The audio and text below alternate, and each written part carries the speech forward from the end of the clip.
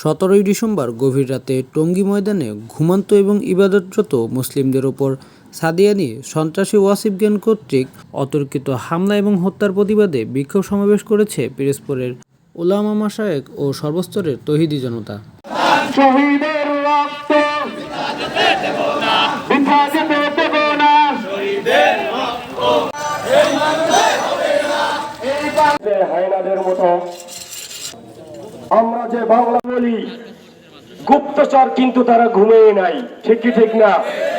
তার মধ্যে দিন ইসলাম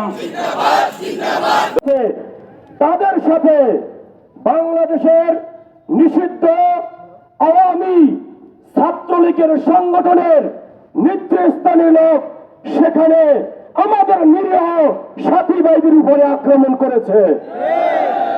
আমরা তথ্য বিশ্বস্ত সূত্রে আমাদের প্রশাসন ভাইদের কাছে দিব।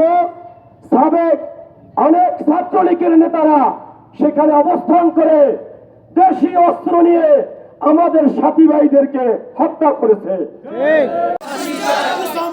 ফাঁসি চাই, ফাঁসি ফাঁসি ফাঁসি চাই, ফাঁসি ফাঁসি ফাঁসি চাই, ফাঁসি চাই।